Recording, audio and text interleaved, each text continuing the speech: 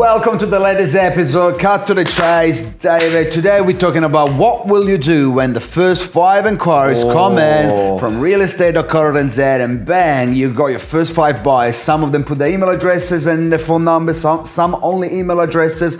But okay, let me just open it up. The first thing you do at the first inquiry, you pick up your phone and you tell your vendor, great news, first inquiry has just come in.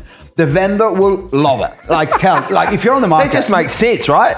But I've actually never done that. Really, right? I do it. I literally just cannot wait to see the first inquiry coming in. The first inquiry, you finish with that, you ring your vendor, we've had our first hit. I've got a template. My template is first FFF, first inquiries come in, I wish you all the, it's welcome, right? Welcome to the market. Beautiful. But then the real work begins. Because you've told your vendor you've got an inquiry, what do you do with it? Oh. That's the question, right? And the last impression, you leave them with the lasting impression, right? So you've got 1, 2, 3 minutes versus if it's email, text, or phone to make a lasting impression on that person. So either they're going to buy the property or you're going to sell them another one, or you're going to get them that they've got a house to sell and they're going to want to list with you. So many people I hear on those first 5 talking coulda, woulda, shoulda, and they're so vague. Man, that's just money just disappearing out the door. You're a marketer, right? You got to market yourself and the property. Hi, thank you for calling. That's actually very exciting news because I'm just organizing a private viewing for today at 5 p.m. Before you're even asking about the price. Compression selling straight away, right? I'm already, I like that. Because you are organizing a private viewing, because you're talking to someone, you got to be honest. Don't be a liar. People can see into that. Yes. But you got to call in, you got whatever it is with excitement. Good timing, let's talk business, and I'm sure you want to know how much the property is worth. Happy to talk about all of that, but can you make it today, 5 o'clock to start with? And all of a sudden, Jesus, they see it serious, right? Yes. And if they don't like the property, they'll work with you on another one because they can see that you're onto it. And just those really good questions, right?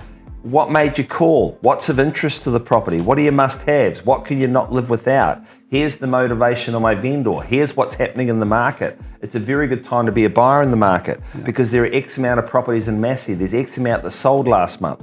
Some comparable ones that we've sold recently are here. But hey, I'm really, really happy. I'm pricing it now, right, for our viewers. But you've just got to ask a lot of questions and give them a lot of value. That whatever happens when they hang up or they disconnect from the text, they go, man, Team Diego, they're onto it. And then just before I hang up the phone, I would say something on, hey, look, last question.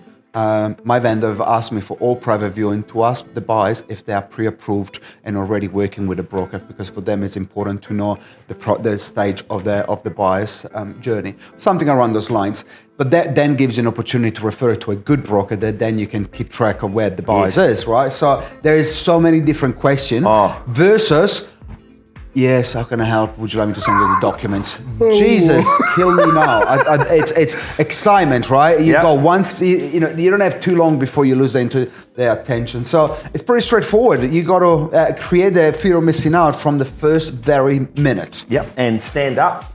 Yeah. Hey, we've known that for 20 years. Shanti, are we still taking the buy tomorrow at 5 p.m. for, there's many things that you can do, especially when you're working in a dynamic office like this. Like, hey, Winnie, are we still taking the buy tomorrow night? Or 1 second? There is so many different tactics you can do. The other classic one is when someone phones up about the property, you go, Shanti, is Sturgis Road, is that still in contract or did that fall over? Oh, right, okay. But here's the thing, normally I ask the question because you might not remember on top of your head, but here is the thing, right? If the buyer doesn't feel fear of missing out, they feel like they got power. And I'll tell you what, in the market in New Zealand today, we are in June 2024, it's a buyer's market-ish, more or less, most places. And if you don't create a fear of missing out, you're already losing the battle. Oh, yes. And when they are the only buyer, acknowledge it. Congratulations, Diego. Good on you for taking initiative. You are the only buyer. You're the only purchaser here now, but it's a good property. Take advantage of your situation. Let's work together to get you into the property of your dreams. Boom, boom, boom, boom, boom, boom. And when you finish the dialogue, my classics are, have a memorable day. May good fortune keep knocking on your door. Like, give them something that says that you're upbeat, you're high energy, and you've got their intentions at heart. You do. I still like your voicemails when you don't answer. You don't change it on a daily basis, though. I'm a bit disappointed with that. I thought you would have, it's take it up a level. Well, I'm creative, but How I can't. often do you change them? About every 2 to 3 weeks, when good people like you just start saying, Davis, you got to change it. Right out, let's last go. Last month flavor. Hey, thanks for watching. Cut to the chase. We'll see you next week. Like, subscribe.